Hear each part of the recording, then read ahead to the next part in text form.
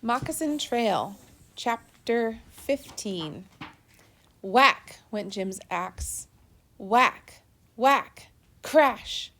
Suddenly he flung the axe down with a couple of highly colored remarks in crow, waded into the blackberry tangle, and seized the offending root.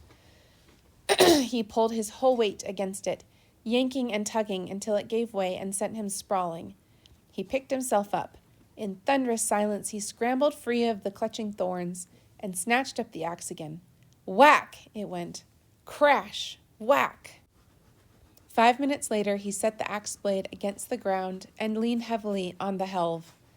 Puffing for breath, he dragged his sleeve across his streaming forehead. From the next thicket, the even monotonous rhythm of Johnny's axe went on, unbroken. Chunk, chunk, chunk, chunk. Jim glowered at his brother. There had been hardly a pause in that sound all morning long. How in 10,000 devils did he do it? The breeze was soft, the April sky dazzling, but here was this cussed blackberry thicket, the hazel bushes yonder, stumps, and more brush, all to be cleared before a fellow could enjoy life. Wham! The axe went, fiercer than ever. Whack! Whack! Crash! Johnny grinned into the clump of ground oak he was clearing. He listened a while to the furious activity from Jim's part of the field, then stopped work and leaned his crossed arms on his axe. Hey, Jim, he called. The noises ceased abruptly. Johnny strolled across the slashed area. I got to wondering, when you're tracking somebody, like you followed them cattle thieves, and they've got a couple days head start on you, that makes it pretty tough, don't it? You got to run all the way. Run? Are you crazy? Well, you got to pick up that distance somehow, not just foller 2 days behind. But thunder, Johnny, you'd kill your horse if you tried to pick it up running. No, you got to do it gradual. Get started an hour earlier than they likely do. Keep going an hour later. Don't stop long to eat. Keep an even pace, but kind of slow so your horse don't get worn out. Run, wah. Slow and steady. That's the... Jim stopped. Johnny was smiling broadly. There was a silence in which a blue jay jeered raucously from the nearby hazel bushes. Jim gave his axe a toss, caught it, and began to laugh. All right, I'll slow down. But thunder, there's a lot of this here scrub to clear away. We can't do it all at once. Look back yonder where we started just a couple weeks ago. We're getting on. Yeah, Jim admitted. He thought about it as he went back to work, at a more temperate pace this time. Johnny was right. He usually was. And it was just like him to go explaining a thing that way, making you prove his point for him, before you even knew what he was driving at. Tracking. Running all the way. Jim had to laugh. No flies on Johnny when it came to brains. And they were getting on, that was certain, with the brush slashing and in a lot of other ways besides. Everything had changed. The teepee was gone. Its hides now hung over the rough walls inside the cabin. The lodge poles were firewood. Sally's bed had been hoisted to the loft, to Daniel's loud disappointment. He'd wanted Jim up there instead. But Jim was better suited the way things were. His willow and rawhide frame stood across the room from Johnny's bed, under the window and not 2 steps from the door. It hadn't been so bad, sleeping inside. There was a shed behind the cabin now, too, and a heifer purchased on credit from Mr. Mills was inside the shed. Johnny said, With you and me both working, Jim, we'll have another 10 acres cleared before time to plow. Shucks, we can pay off that Hudson Bay debt and have the heifer, too. And maybe even a new dress for you, sis. Yes, they were getting on. The axes chunked all morning, flashing in the sun. Jim shed his shirt before long and kept himself rigidly to Johnny's even tempo. But in spite of that, by noon he had worked up a steaming sweat and a hunger that made him feel like one vast cavern. He flung down his axe with relief when he spotted Daniel trudging across the glades with a basket of lunch. It was shady and cool inside the brook, and the slabs of cold meat and hoe cake tasted like a feast. Me and Moki found a bear's track this morning, Daniel told Jim eagerly. What little bitty one. I think it was a cub. What kind? I don't know, black, I think.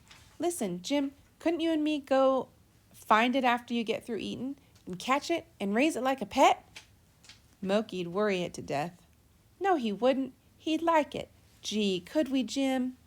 You take a cub, and pretty soon you got its mama on your neck. Don't forget that. You could handle her. Listen, when you get through with eatin'. Jim shifted unhappily. Dan'l, I can't be going off after bears and such. I got work to do. He said the same sort of thing so often lately that he almost dreaded to see Dan'l comin'. He hated to keep putting the boy off and putting him off, but there was no help for it.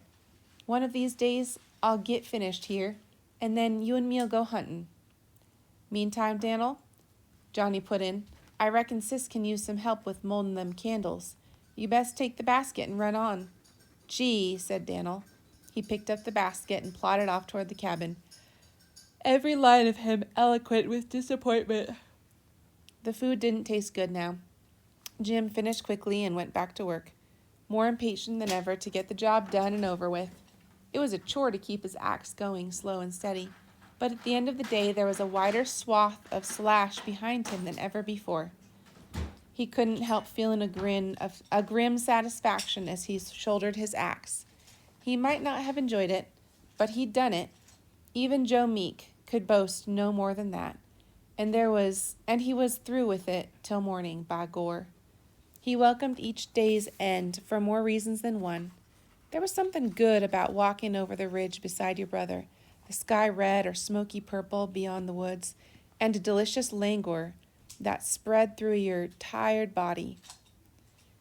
They always made for the willows and plunged briefly into the Tualatin's ice water, after chasing each other headlong up the slope toward the glowing yellow rectangle of the cabin doorway. Jim won these races without much trouble. Racing with you is no job for an amateur, Johnny complained that night as he arrived, puffing from exertion and cold water, at the outside bench where Jim was already pulling on his clothes. How the devil did you get so fast on your feet? Chasing butterflies, Jim said with a grin. Doing what? But Jim suddenly felt a little self-conscious. Wah, I was joking. Hurry up there. I'm half froze for something to eat. It was good to go inside, too, out of the chilly dusk, and find the fire blazing, the cabin warm, filled with the smell of meat, all roasted and waiting for you. Dan'l and Mokey sprang up at once from their tussling on the buffalo robe that covered the earthen floor. Sally, her cheeks flushed in their halo of golden tendrils from the heat of the fire, flashed a welcoming smile, and then scolded them for running around with wet heads. Sit down now, and stay out of my way. I'll have supper on in a minute. Dan'l, hop to it. Get the trenchers laid out. Jim ignored the stools and the one chair as usual and squatted down Indian fashion against the wall. There was always this moment, just after he stepped into the cabin, when he wanted to turn right around and go out again. He wondered why. It was a cheerful enough scene in the light of the fire blazing there on the big stone hearth. The light shimmered over the satiny hides on the walls and struck glints from the row of pewter mugs hanging along the bottom of a shelf. In the shadows at one end of the room stood Johnny's bed, covered by a faded scarlet blanket. Over it jutted the loft, a braced platform with a ladder leading up to it. At the other end were table and benches, cupboard and a churn, a shelf holding coffee mill, and candle mold. Dan'l moved about the table, clattering spoons and trenchers. Nothing to dread about all this. But there, on the split log mantel, stood that clock, like a ghost in the room. Jim got up restlessly and walked to the hearth. Sally had a pot of something bubbling on the black iron crane, and it smelled good. So did the haunch that hung from the mantel on the twisted thongs, glistening and dripping in a pan below as it slowly revolved. Man, I'm hungry, Johnny murmured suddenly from where he sprawled on Jim's bed. Smell that, will you? I could eat it all. You'll get a chance to try. Sally slammed the cupboard door and hurried across the room, shoving Jim impatiently out of her way as she bent to drag the hoe cake out of the coals. Jim grinned, the clock forgotten and the restless moment over for another night. Sally went at cooking the same way she'd gone at those bushes the same way he'd gone at those bushes this morning. She grabbed a handful of her apron and swung the pot outward on its iron crane. Now, if somebody'll just lift down that haunch while I dish out the mush, we'll be ready to eat. Sometimes, after supper was over, Johnny would reach for his banjo and make that potent medicine he understood so well, singing soft and lonesome so that you thought of every prairie trail you'd ever followed, or snapping erect with his fingers flying and his white grin flashing, fetching Dan'l to his feet in a leaping dance and heightening the color in Sally's cheeks as she laughed and clapped out the rhythm. But tonight, Johnny chose another thing they did together. The other thing they did together. When the food was cleared away and the fire replenished, when Sally had settled herself by the table with her patching, and Dan'l sprawled on the buffalo robe, his drowsy golden head against Moki's gray one, then Johnny went to the mantel and took down the big Bible. Jim was mending a moccasin, but he stopped, frowning uneasily as Johnny trimmed the candle and opened the book. This was medicine, too, a different, troubling kind, like the clock made. Jim's muscles were gathered for leaping up and heading for the door when Johnny began to read, and then he was caught, held fast by the curious strength and music of the words, by the puzzle of their meaning. And the earth was without form and void, and darkness was upon the face of the deep, and the Spirit of God moved upon the face of the waters. It was like a strange language, almost, but never quite, comprehensible, yet queerly familiar to Jim. He wished he knew what it meant, what it had to do with himself, but he was afraid to ask. He was half afraid of the book itself tonight. Johnny turned pages at random and read, "The Lord will smite thee with the botch of Egypt, and with the emerods, and with the scab, and with the itch, with madness, with blindness, and astonishment of heart." A trickle of cold went down Jim's spine at these unimaginable horrors. How could the others sit there so calmly, hearing all and never even stirring? It sounded like the blackest of magic. Johnny turned more pages. "He shall cover thee with feathers. Thou shalt not be afraid for the terror by night, nor for the arrow that flieth by day. 1,000 shall fall at thy right side, but it shall not come nigh thee." Arrows and night attacks. Jim knew those well. Here was something he could grasp. Clearly, it was a medicine song of unheard-of power. But whose? He was afraid to ask that, too. He sat, frowning, fingering the smoke-dark moccasin and wishing that Johnny would close the book. At last, Sally rose, gave a shake to the last pair of new-patched jeans, and tossed them over the table. "There, I reckon they'll hold together a little longer now. My stars, if I never saw another patch as long as I live.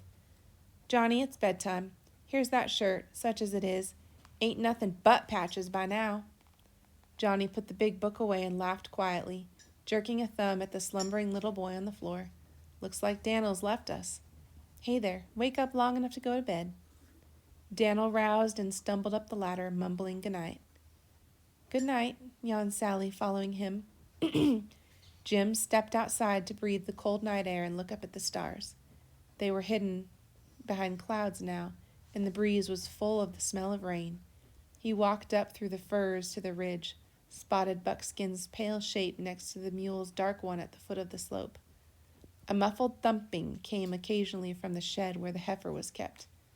Later, lying in bed in the shadowy room, with the banked fire spilling crimson over the hearth, and Johnny's breathing mingling with the soft drum of rain outside, Jim wondered why he still felt he had not come home. So the days passed, one very like the other, as spring drifted up the valley. One morning Sally asked Jim to row across to the Rutledges and ask the loan of their big iron pot. "Time I set about my soap making. I'm feared to keep them saved up fats and meat scraps around much longer with warm weather coming on. Dan'l, fetch them 2 barrels from the shed and a couple of noggins, and get yourself busy making lye while I finish up inside. I'll be out to help you directly." By the time Jim climbed back up the bank, lugging the big kettle, Dan'l had the two barrels set side by side on a bench by the shed and was lining them with dried grasses. As Jim drew near, the boy placed a noggin under the hole in the bottom of the barrel with a resentful crash. "Seems like all we ever do around here anymore is work," he mumbled. Sally, her faded but carefully patched blue dress, swathed in an enormous apron, went past with a shovel full of wood ashes.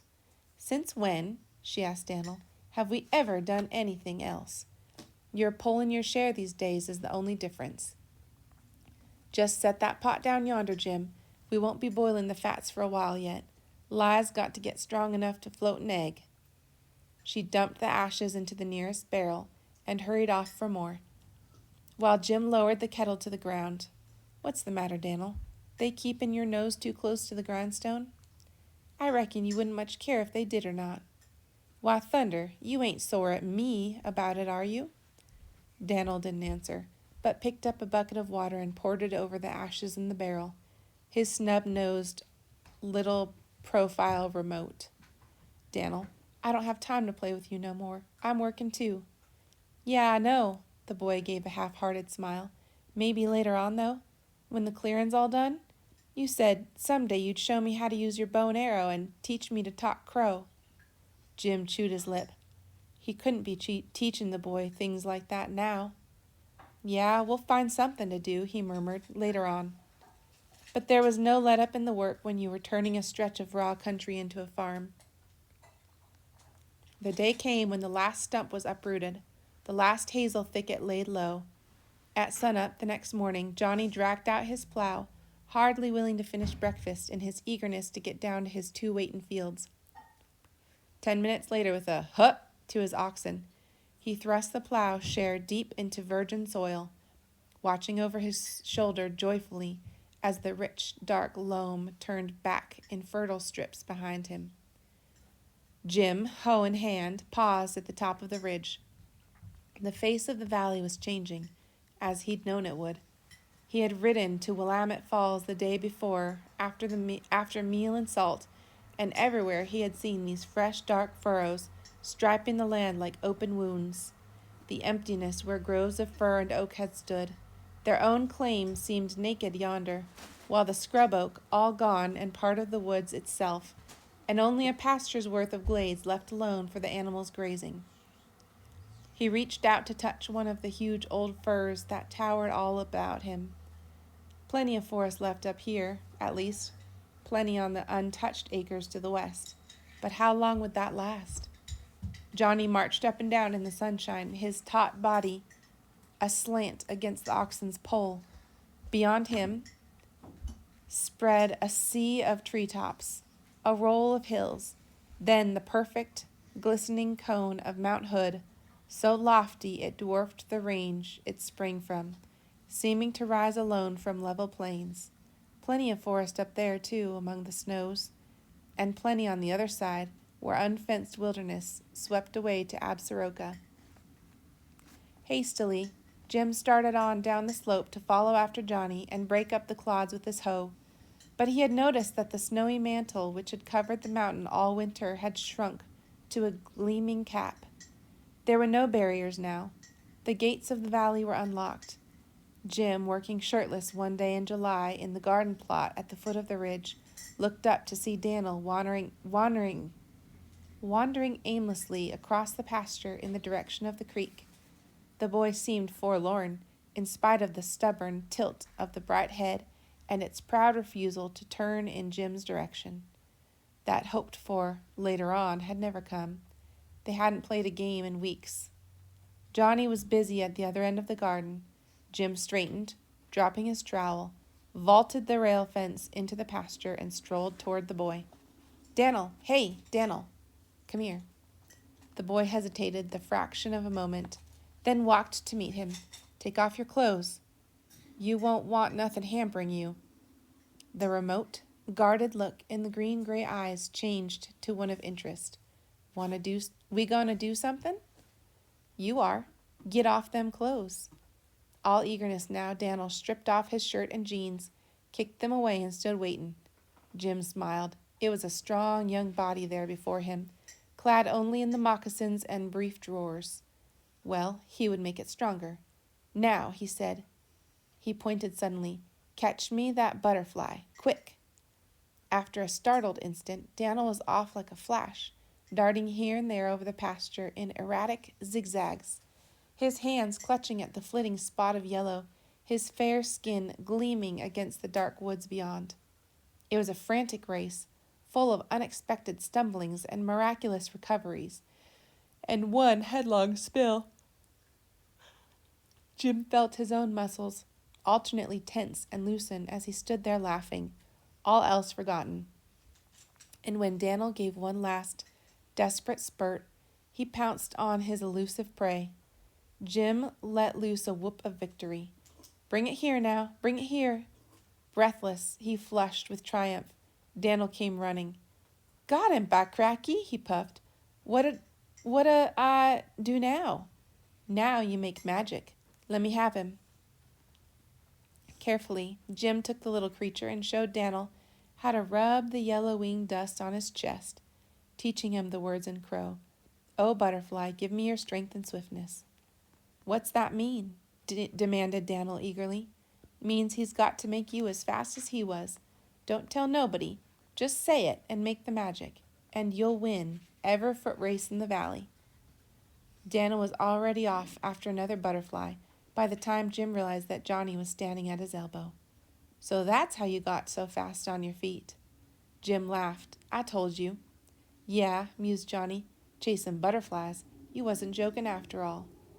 He watched Dan'l's darting and dashing a moment and added, I think them Injuns knew a thing or two.